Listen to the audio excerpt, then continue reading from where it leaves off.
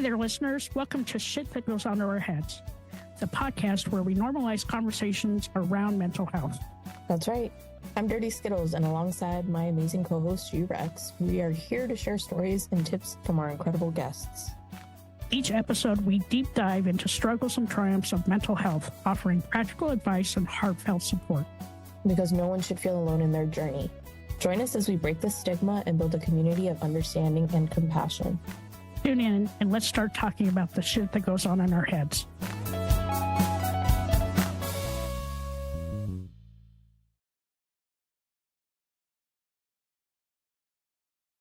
And 3, 2, 1.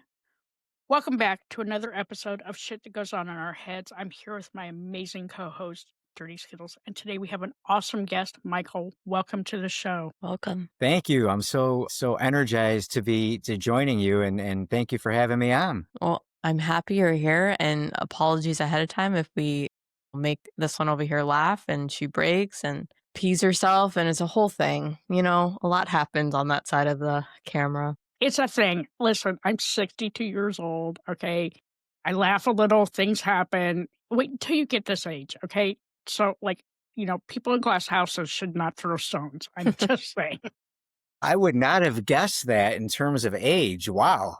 Yeah, I get mistaken a lot. She's which a is gem. actually...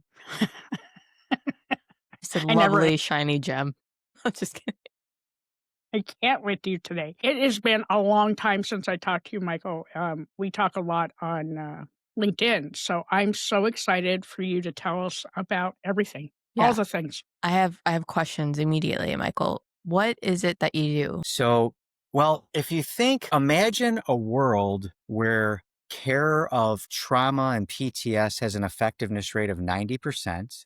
Imagine a world where nobody has to relive any pain in the process of getting pain related to prior experiences resolved. And then imagine a world where practitioners don't experience any vicarious trauma, take on any of that heaviness, but rather feel energized, excited, boosted after working with people who've been through all sorts of horror. Well, that world has already started to be created. And that's what I'm thrilled to get the word out there about, because it's a real paradigm change, quite frankly, on both sides of the fence, for those who are receiving mental health and wellness services and healing, and for those who are facilitating it. Yeah, that is super interesting. And it reminds me of my favorite, I call her my favorite therapist I went to.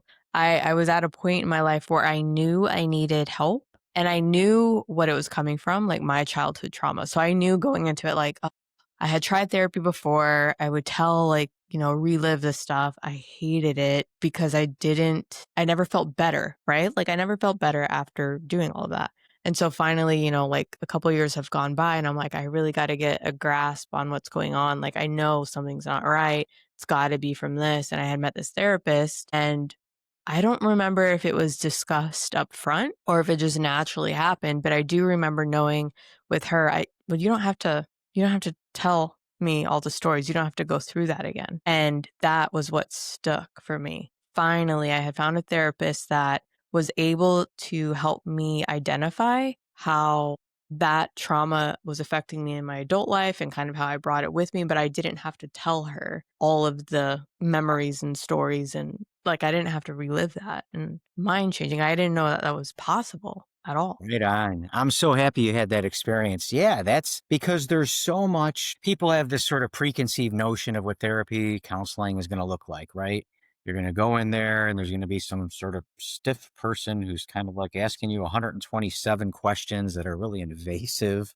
And then, you're going to have to talk about pretty much the worst moments in your life while they sit there and just sort of, how did that feel? And how do you think it felt? Or when you think about that, how does that make you feel? And that whole model, I thought, one, it's antiquated because our understanding of the brain has evolved, and so too with it now has intervention. So it's antiquated. And two, to your point exactly, it wasn't doing anybody any good. I mean, it's the reason I almost left the field. I was doing this work, and there was I wasn't having anywhere near as much success as I wanted for the people that I was serving. And then if anybody had been through any stuff, which let's face it, so many people have, right? Then the process of it was grueling. I was going through like rainforest worth of Kleenex in my office. And I thought, there's got to be a better way. And I almost left the field because I was like, after doing that for years and years and years, doing what I was trained to do. I'm like, I don't know, man. I don't know if this is what I signed up for. And that in combination with some lovely messaging I was hearing from senior clinicians, people who, I was, new coming into the field. And there was these people who were much more experienced. And some of the things they shared were not so uplifting. And then I started to look for maybe a different way to do things. Yeah. But your point, well taken. Yeah. Yeah, and I feel like sometimes when I tell other people about that, like, great experience that I had, they always look at me like, "What do you mean? Like, what do you mean you didn't have to talk about how did you get through it if you didn't talk about it?" And it's like, "She just was a magician, I don't know. It worked." Yeah, like the same thing happened with me. Like, right after my suicide attempt, the first therapist, like by the time I hit the third therapist, that's when like things were, because the first therapist was like, she looked like she wanted to take a nap. And the second therapist was like, okay, well, just do this workbook and like come back and see me. I'm like, fuck you, this is not going to help. But my third therapist, she didn't want to know about all the past trauma. She wanted to know what I was feeling at that moment and like made me feel very welcomed and very like seen and heard. And those are the kinds of therapists that I like. Like I didn't have to go back and do a fucking workbook for, like I don't need goddamn homework. I just need to feel a little bit better. Okay. Well, it's so funny you say that homework because what I tell when I'm running trainings and I'm training practitioners to do this methodology that's been created, I tell them I'll look at it now. Imagine talking to a room full of therapists, traditionally trained therapists, which by background I am myself. So I've kind of worked on both sides of this fence. I feel like I'm an insider and I'm blowing the whistle on some things. And okay, it's like I don't care. We gotta raise awareness and get the word out that there's healing, true healing that could take place in a much more efficient and gentle manner. So looking at a room full of traditionally trained therapists and telling them this, I say, whatever you do after you've learned this, this is the Cortina Method or TCM as an acronym because we need more acronyms in this field, right? So I figured what's another one? TCM.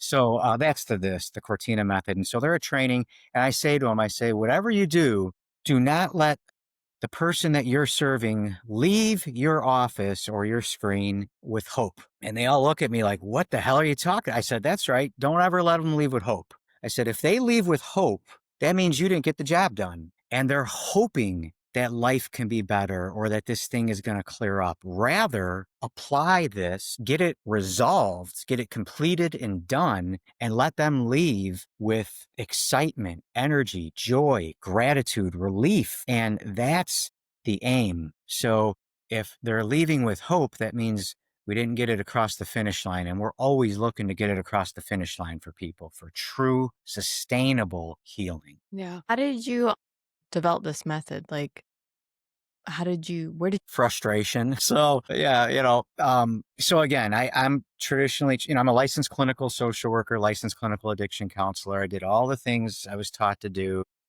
cognitive behavioral therapy, insight oriented therapy, Gestalt, Bowenian, all the things, right? And again, the effectiveness rate was nowhere near what I wanted for the people that I was serving. And I thought, and then going through all the pain and so forth. And I thought I was on my way when I said I was going to leave the field. I started a side hustle. I was on my way. Completely different industry. I got into income property, like completely different. Mhm. And one summer we picked up a duplex that it was just a hot mess as far as the physical condition. It was in bad shape. So we worked on it all summer. And by the end of the summer, it was this really beautiful, it wasn't a castle or anything, but it was a nice place that in good conscience you could put humans in to live and to rent. And I remember the before condition of that duplex. I remember putting work into it. And I remember the after condition. And I was like, this is actually what I'm seeking in my clinical work. Like powerful transformations, undeniable change, transformation. And so before I left the field altogether, I started just kind of going to different little masterminds and meetings and doing some digging around. It wouldn't be unusual back then to find me on like in a little corner conference room on the second floor of a library in Chicago, meeting with a small group of people who were talking about things that were way outside the box, things they don't teach you in school, in therapy school. And so, started putting these things, and then I started to question. I started to question all these things that I had been told. So I got to tell you guys, you hear things like good cop, good teacher, bad teacher. You could understand sometimes when people are exposed to things, maybe they start to get a little jaded. The mental health profession, there could be some jaded folks in this profession. There could be some pretty jaded professionals, and I'm doing that in air quotes. I mean, some of the things that I heard when I was coming out, ready to let's help people. And I was hearing from some of these more senior seasoned clinicians things like this. Oh, he's in denial. She's just being avoidant. Or worse yet, we had this label that we would slap on people when treatment wasn't progressing like we would like it to. They would be called resistant. Well, they're just being resistant. Or, some part of her is against herself. He just wants to be depressed. And I would hear things. I would go to these different, seminars and so forth. And one's burned in my brain. The one guy said, we will never be able to cure mental illness. The best we'll ever be able to do is teach people how to cope. And so I was hearing all these messages and, from people who at the time, early in my career, I sort of looked up to. And, it would be over time where I realized, they were burnt out. They were, they were practicing traditional models. They were taking on heaviness. They're not saying it's okay. You should never, ever blame the guest, or what people call clients. I refer to as my guests. Never. And so it doesn't make it okay. But then I started to question those things, and it didn't make sense anymore. Like, for example, I no longer believe in the existence of resistance. I think what's happening is it's well in line with the mission of the organism. If I told you guys, I said, hey, I got a fun game. We're going to start a fire. Let's all put our hands in the fire. Let's see who can leave their hand in there the longest. Everyone's pulling their hand Right. out before you could blink your eyes, you're pulling your hand out. Why? Because that's in line with the mission of the organism, which is to move in the opposite direction of pain or danger. That's brain-based. That's in line with the mission of the organism. So I thought, well, this isn't resistance. What's happening when some well-meaning therapists, and on no malicious, they're doing what they were trained to do. They're practicing models that were taught to them. Some well-meaning therapist or counselor is attempting to get their guest, their client, to talk about information that's in the subconscious, meaning it's mostly been out of mind, and they're trying to get it into conscious awareness. And that information is loaded with all kinds of emotional pain. Well, then the person is like, who wants to take a bath in that? So Yeah. I think, no, that's actually a sign of health, and it's in line with the mission of the organism, designed to go in the opposite direction of pain. So I thought, that's not resistance. We just have to update our models. We have to get better at how we get the brain to reprocess information so it doesn't require somebody to get drugged through the mud. He just wants to be depressed. This is I've seen so many times in a room full of therapists. Yeah, I think he's committed to this. He just wants to be depressed, and all the heads nod affirmatively. And then I started to question that, and I said, well, wait a minute. If he really wanted to be depressed, as soon as he was depressed, he'd be content. After all, he got what he wanted. Right. None of it started making sense anymore. And I just started really thinking about it through a different lens, through a different prescription, if you will, and started putting protocols into place and practice and bringing it to those that I was serving. And then this really interesting thing started happening. I mean, people were walking out of the office, a changed, transformed human. And I was very careful in the beginning that it was never me. It's still largely to this day that it wasn't me talking. It was always either what the guest said about it, their verbatim testimonials, or what the other therapist or psychiatrist or nurse, whoever referred them to me, what they were saying. And they were coming into my office saying things like, what the hell did you do to her? I don't even recognize her as the same woman sitting in my chair. Mm. Or this dude that was, declined for another treatment modality because he wasn't stable enough. Like, it's done, it's resolved. I can actually engage with him in productive therapy now. We never could before because this was like an obstacle in the way. So I don't know. I hope I answered your You question. did. I You get kind of did. passionate about this. So I That's hope, cool. I love the passion in it. I think we need that more Yeah. now. more than ever before. For me, I have a therapist that I think probably prescribes a little bit to what you're doing because last November I went through a scenario where I had horrible PTSD. Some shit went down and I was like, fuck this. When I left my appointments with her because I actually saw her 3 times in a month. And I hadn't done that since, back in the beginning. And I was able to walk away with joy. I was able to walk away feeling better about myself. And, I highly recommend, like, sticking with those therapists because she did remind me how to find my joy. She did remind me that my PTSD is it's not me. That's So I love what you're doing, and I love that you're getting this out into the world and helping those therapists. Because you're right, some of them are super fucking jaded, but the system didn't help. yeah. Yeah, yeah. No, I'm so thrilled that you had that experience and I appreciate that. Thank you. I mean, I'm really looking to change the game. Like I said, I've practiced on both sides of the fence and I see what it does for those that we serve, what it does to people in the industry.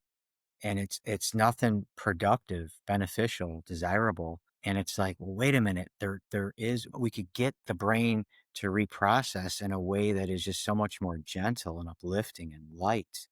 And the other thing I started to question is I looked at anyone who's doing phenomenal, anyone who excels. It doesn't matter what it is. It could be, athletics, it could be public speaking, it could be cooking. It could be any number of things. Anyone who really dancing, anyone who really excels in a given area that they're dedicated to, or that's their craft, their profession, their career, and they sort of maybe rise above and they sort of stand out. One of the things that's a common denominator is repetition. Repetition, repetition. How do you get great at anything? Repetition. If we look back in the day, Michael Jordan, he took 5,627 throws in practice, not because he didn't know how to shoot a free throw, but he was just that muscle memory was just automatic for him, right? And so I thought about, well, when people are coming to our offices and if we're asking them to repeat and talk about these things over and over again, well, then perhaps what we're doing is strengthening the neural pathways of stuckness and dis-ease.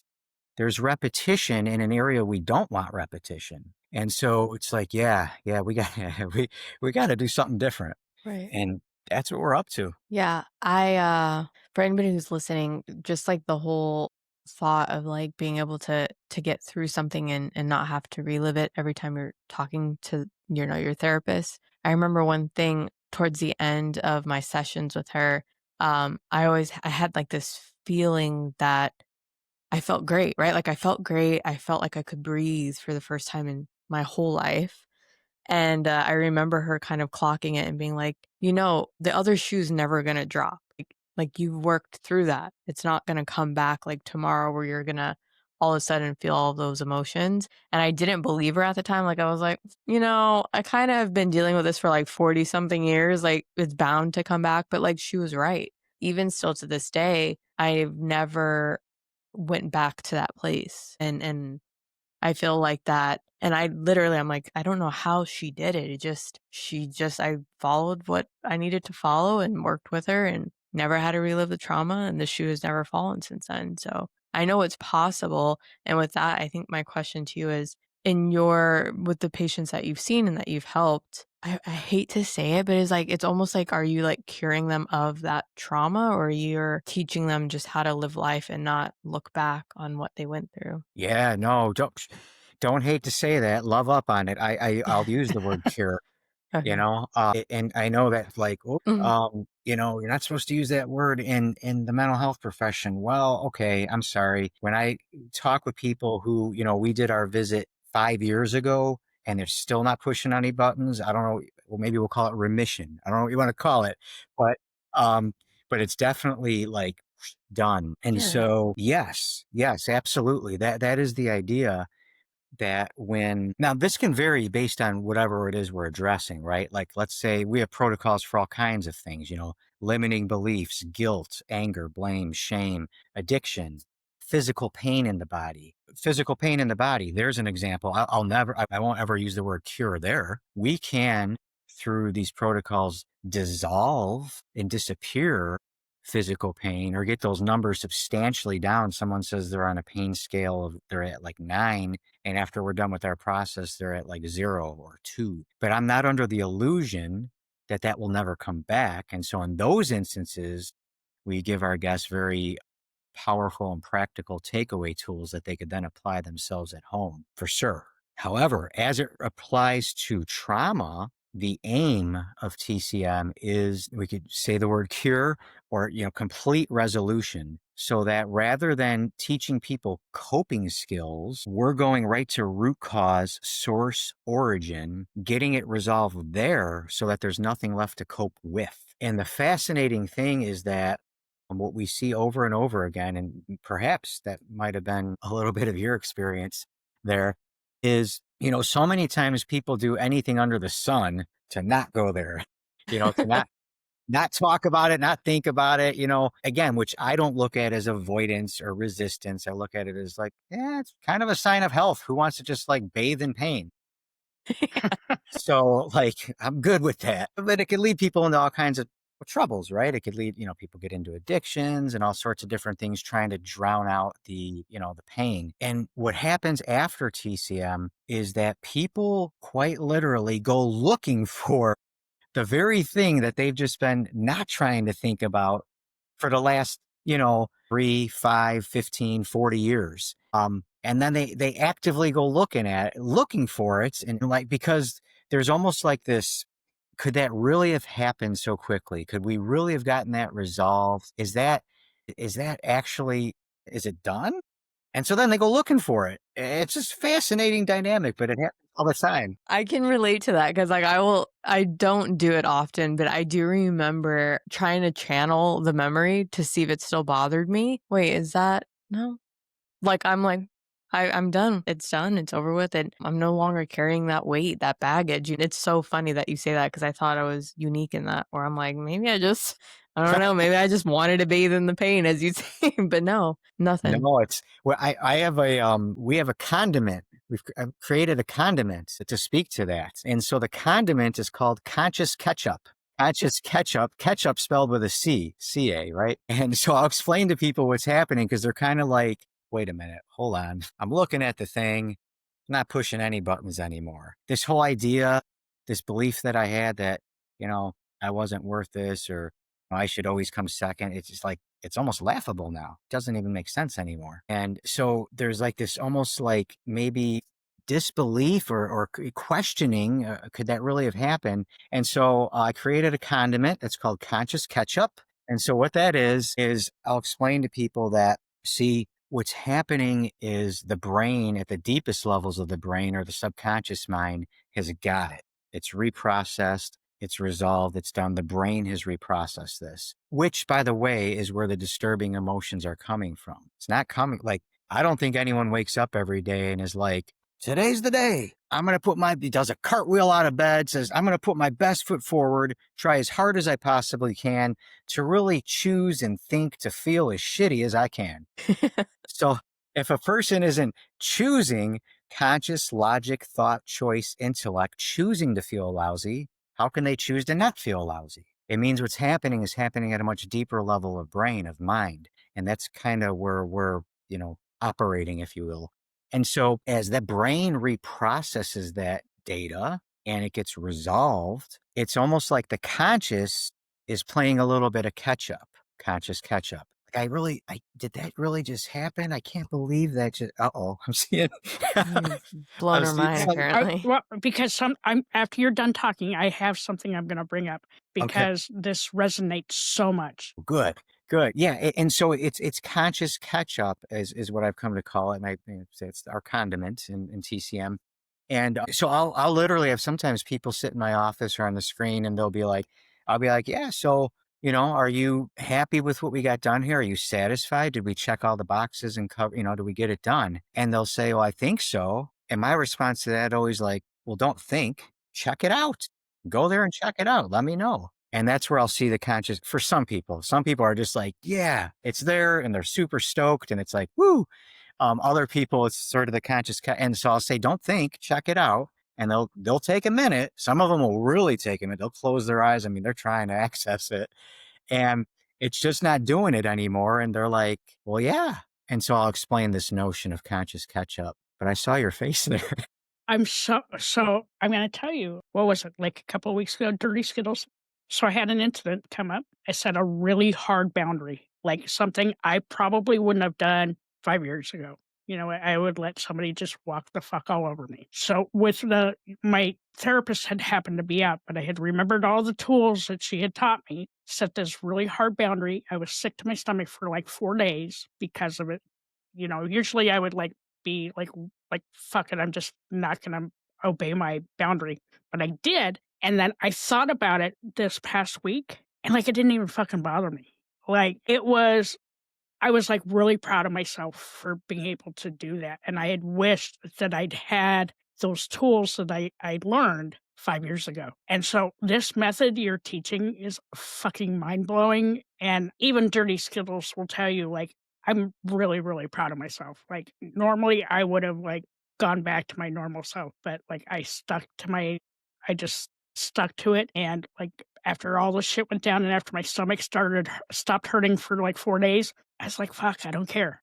You know what? Like, I am in a good place. I did this for me, and I'm proud of myself, and I'm a much healthier person because of it. I love it. Yay, you. She did Yeah, good.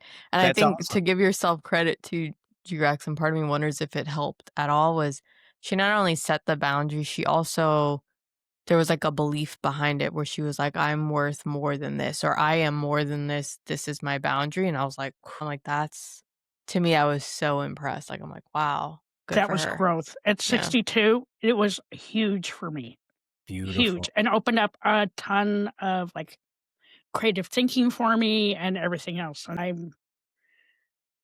I'm way happier, and that's why, like, I love this method. There are so many people out there that would benefit from this. You know, people with PTSD and childhood trauma and, like, just day-to-day bullshit because, you know, world's on fucking fire right now, and I love what you're doing, and, like, this was such an awesome conversation for me. This is the conversation I needed. Because, like, only therapists and, like, Dirty Skittles and my wife get where I'm coming from, but, like, it took a lot. It took a lot for me to do that, and my thing right now is, like, I mentor a lot of kids that are a whole lot younger than I am. Like, learn to set those fucking boundaries now. Yeah. Listen, just do it now. Do it in your 40s. Don't wait until you're 59 and a half and be like, "Oh, I should be setting boundaries," and then the world wouldn't shit on me all the time. That's beautiful. I'm so happy for you, and I love that you're giving back and you're taking your wisdom, which came with some tuition.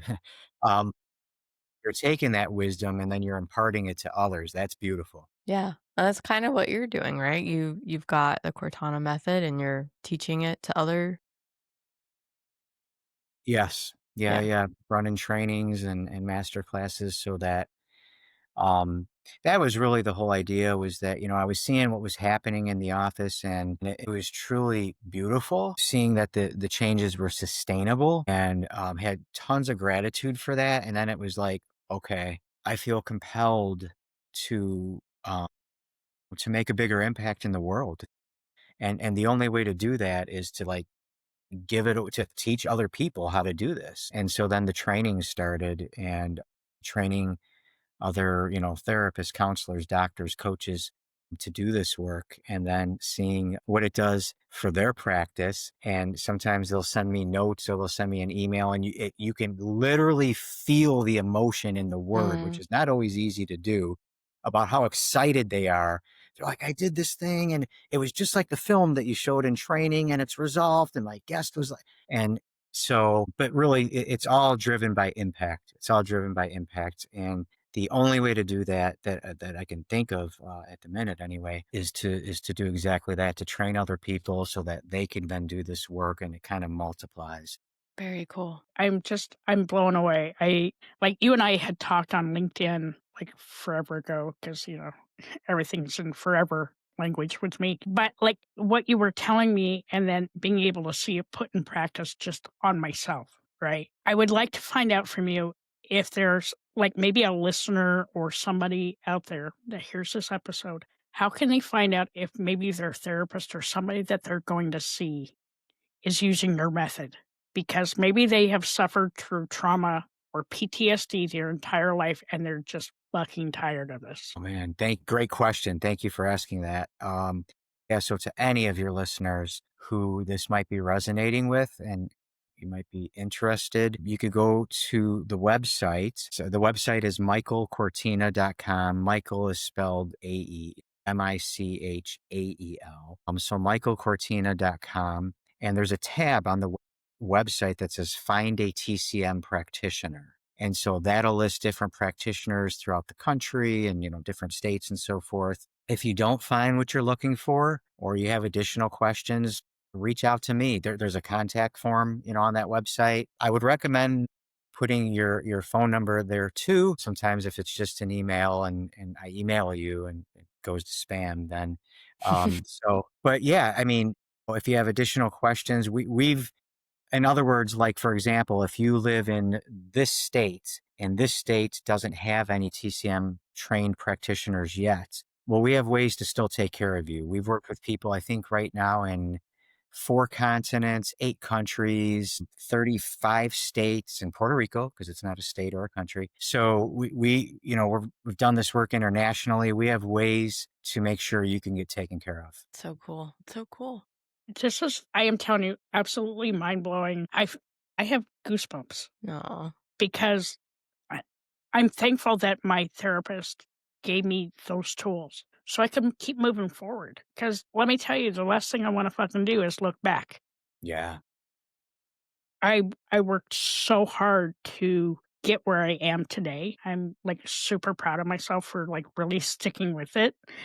And, always letting people know that, see me as a story of hope. Like I wished like when all the shit went down, I had hoped for an easy button, but I'm glad there wasn't because I really put the work in to get here and to do this really awesome podcast and spread the word out there because here's the great thing about podcasts is we are not geographically bound, so people will hear this episode in up to 100 countries. And I Wow. think that is so vitally important, especially today because there's so much going on in the world that people just want to feel better. You're an absolute inspiration, and I hope anyone listening to this does exactly that. Takes hope from your lived experience and getting on the other side of things. It absolutely is possible, and quite frankly, in my experience, it's not only possible, but it's probable. And so, yeah, keep shining light, keep spreading the word. You're right. There's so many people hurting in this world, and we're seeing it. We've worked with people, in different countries and so forth for all sorts of things. Almost any in the last number of years, almost any well-known international conflict or chaos going on in the world, somebody from that conflict or chaos has received TCM. Like a number of the current events or things going on. Yeah, there's just loads of people hurt. I mean, we'll see it. One of the things we do is we do B2B partnerships with veteran organizations. So we do this in private practice. There's the training leg where we train other practitioners to go on, and I call them the TCM Army of Healers. That's That's cool. what I call our TCM Army of Healers, and they are some. I'm so fortunate. They are some amazing practitioners doing some extraordinary work, whose headspace and heart space and skill level is just it's where you want it. And so, what a wonderful community they are. I got to give love to them. And then we do the B2B partnerships with veteran organizations, and where we bring this healing to veteran retreats. And I can't tell you more than a handful of times, veterans have said, came to this retreat. I heard about this thing. I'm like, all right, yeah, whatever. We'll see. But if this didn't work, I was checking out. Like I've done all the other things. I've been on all the medications. I've done all the therapies. I've done the exposure things where I have to relive. And if this didn't work, I never forget one of them saying, I was looking at the business end of a 45 right before my wife said, get your ass to that retreat. And so, it's not a a dramatic saying to say that by getting this word out, we're not just changing lives, but in some instances, saving lives. And so I'm thrilled to be connecting with you guys because I've seen it. There are instances where literally lives are being saved. This isn't, this is real stuff. So kudos to you guys, man. I love it. Oh, kudos to you. Kudos to you. Oh my god. So, Skittles, do you have any questions? Because if not, I have a couple.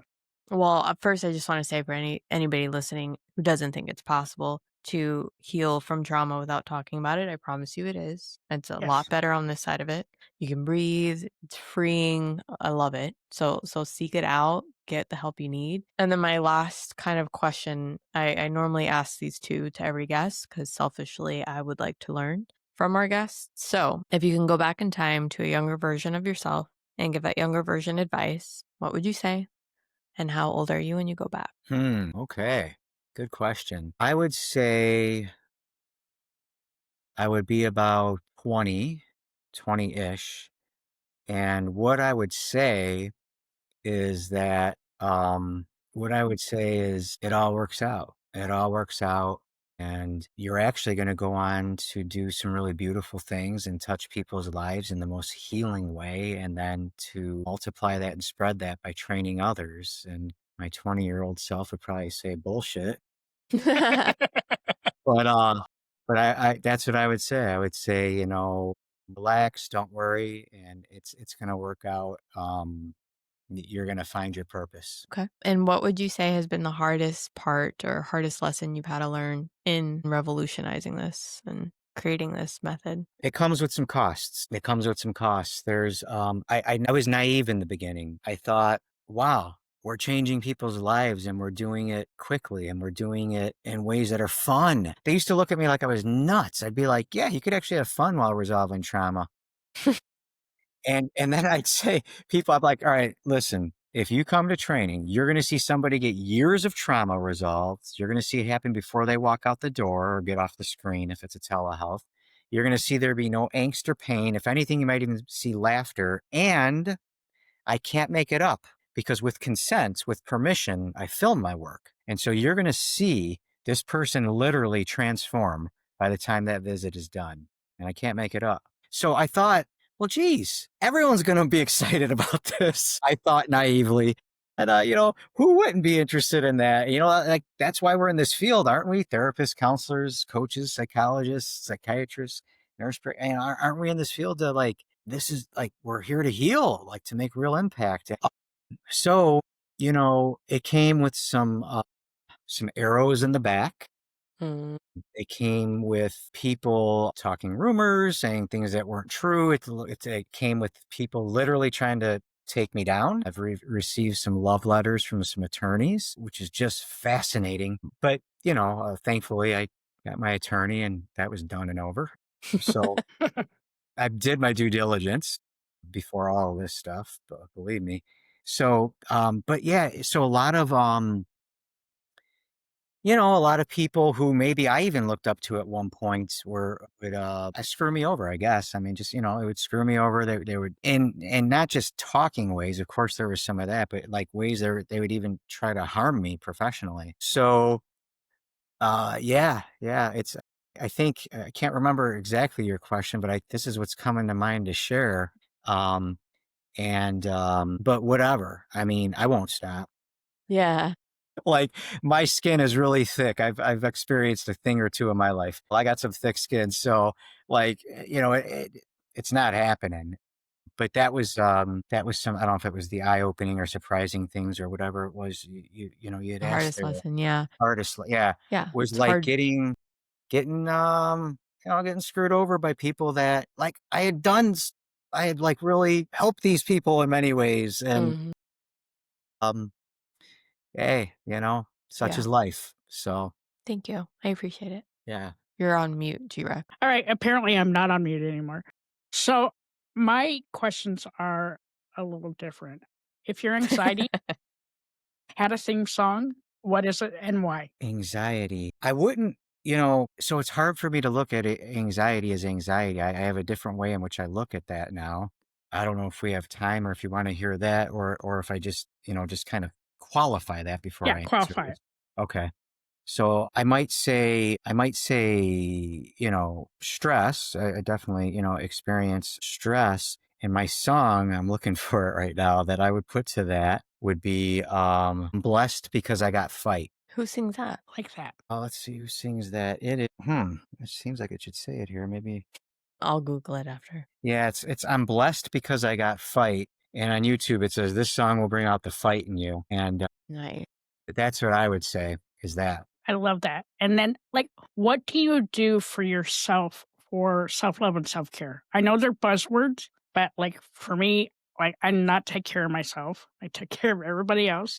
So I wanna know what you do to, like, make sure you're okay. Thank you. Thank you for asking that. That's so kind of you. A lot of times people don't really look at the caregivers so much. So thank you. And so what I do I used to say work hard, play hard. And I've done a lot of both. I got some stories. Nowadays, what I would say is work hard, self-maintenance hard. And so I've built so many kind of like micro habits, everything from how much water I start my day, 17 ounces of water goes down. It's the first thing I ingest. So lots of hydration, eat really clean most of the time. I love food. So I'm still going to but most of the time, right? Overall, I'm eating pretty clean. I'm working out at the gym. I'm doing hot yoga. Love hot yoga. Sleep. I would say I'm sleeping, I'm not like running on 3 hours of sleep. I go to bed maybe a little later than some people, but I still end up with, I could get anywhere from 7 to 8 hours of sleep. So I try to, well, no, I don't try to. I create habits that become just part of the lifestyle. And I think these things really help because if I were not doing these things, man, I'm afraid, I don't know what life would look like. So I do these things. I have an extremely supportive wife. She's amazing and completely supportive. So, if I need to talk to somebody, she's always got my six. Love my little doggy. My son is a source of joy. So yeah, I think it's more so kind of like, I did add another self-maintenance thing that I was not good at years ago. In the last 2 to 3 years, I'm proud to say that I get a massage once a month. Nice. I was the guy that would go to a massage therapist and apologize. I'm like, you're going to have to work. And then I'd go get a massage like 2 years later. Later. I do that once a month. So I would say those are some of my things. I like that.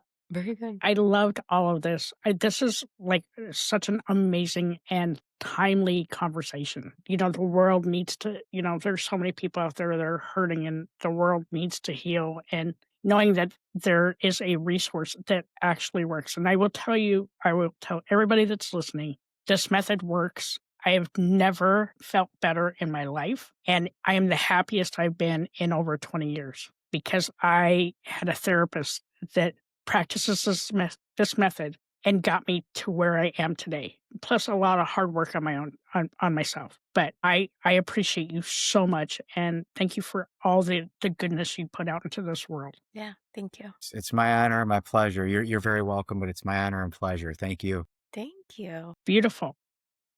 Hi, all. Thank you so much for listening to this episode. I'm G-Rex. And I'm Dirty Skittles.